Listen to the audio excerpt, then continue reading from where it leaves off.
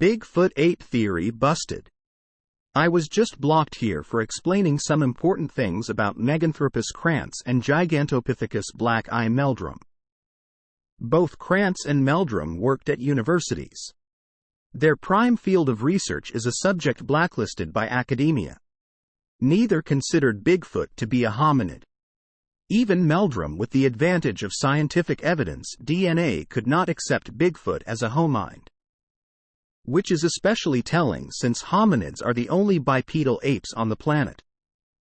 Both meldrum gigantopithicus and krantz meganthropis had theoretical skulls made from a bone fragment. Krantz meganthropis had a skull cap.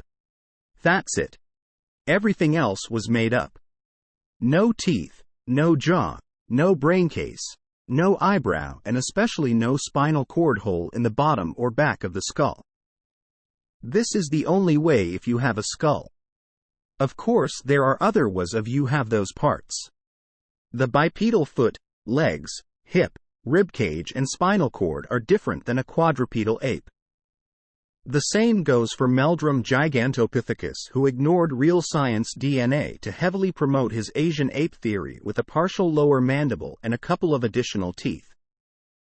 There is no way with either entity to determine either was bipedal instead of what would be normal for a warm-weather jungle-dwelling vegetation-eating ape. They would likely be like the gorilla. Quadrupedal and never traveled far. Didn't need to. Big vegetarians need to chew most of their awake time to consume enough vegetation to survive. There were no long bipedal treks in the savanna searching for food. Bipedalism developed in hominids to travel long distances efficiently searching for food. Bipedalism only occurred in Old World apes in Africa and is 6.2 million years old. Giganto lived in its form in the humid jungles of South China 100,000 years ago. Bigfoot already had adapted to the cold with a bipedal foot and traversed the Bering Land Bridge into North America by 165,000 years ago. A quadrupedal vegetarian ape living in the humid jungle didn't one day decide to eat meat, walk on two legs, go north into the cold, and travel 1,000s upon 1,000s of miles looking for food without any vegetation to sustain its travels. The gorilla hasn't traveled out of the jungle. There is nothing else about the Gigantopithecus story that puts it into North America. There was only one cold-weather ape. Hominids. Apes are not adapted to life outside the jungle. Also remember, large apes all sleep at night. They would have poor night vision. Any ape living in the north of Asia would have to forage in the dark for 6 months out of the year. Large apes eat soft jungle vegetation not found outside the jungle.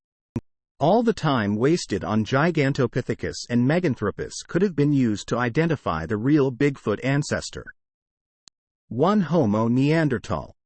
They have been found all over frigid Europe and 3 caves in Russia at latitudes nearly equal to the Bering Land Bridge. 2. Homo antecessor. Believed to be one of the first hominids gouging into Europe and adapting to the cold. 3. Homo heidelbergensis. One of the biggest hominids and evolved in colder climates. 4. Homo denisovans. Found in Russia only hundreds of miles from the Bering Land Bridge. 5. Homo longi. Located in China, it had large eyes obviously for night vision. Very robust. 6. Homo erectus. Was on the scene first leaving Africa 1.8 million years ago. It usually stuck to warmer weather but could have been the ancestor to any or all of the cold weather hominids. At any rate, all these hominids ate meat, evolved in the cold, and foraged long distances bipedally. They usually lived in larger groups than the apes. The trek across the Bering Land Bridge was probably made in groups. A recent dig in San Diego discovered a hominid site dated to 130,000 years ago. All Homo sapiens sites had piles of flakes or the act of flaking present. This flaking was a constant sharpening of tools.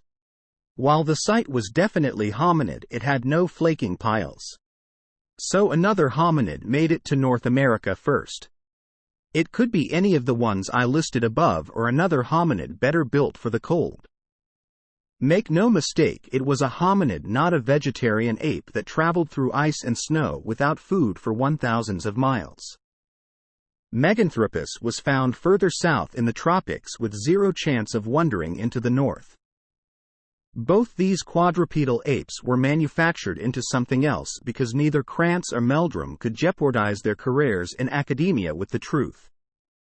The results of the DNA in 2013 indicated Bigfoot had human mitochondria DNA from 13,500 years ago. This seems to be the reason Bigfoot is blacklisted in science.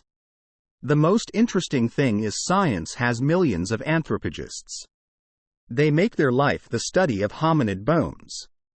Most of the bones they study in their field are of wild hominids. They have learned a lot from the bones. However, they have learned about their subject's locomotion. Their body proportions are different than ours. Likely designed for a different environment. Humans use a 17 degrees trailing leg angle.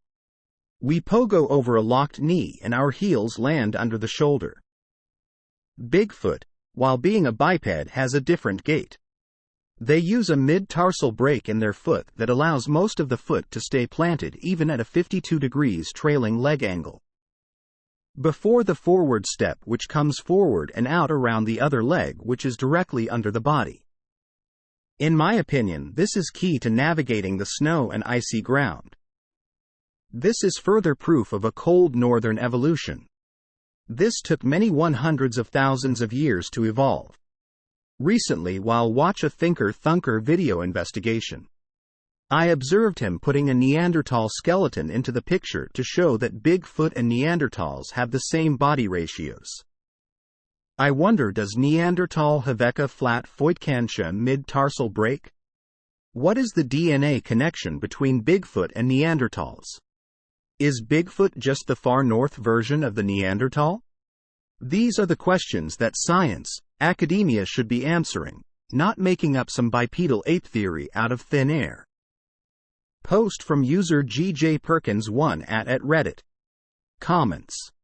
As a former graduate student and teaching assistant of Dr. Krantz, I have to disagree with you. Dr. Grover Krantz dedicated much of his career to the study of the Bigfoot phenomenon. He believed that Bigfoot, also known as Sasquatch, was a relict hominin species rather than an ape.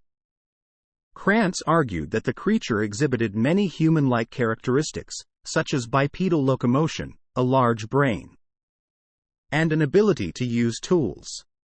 He based his conclusions on the examination of footprint casts, eyewitness accounts, and other evidence he collected over the years.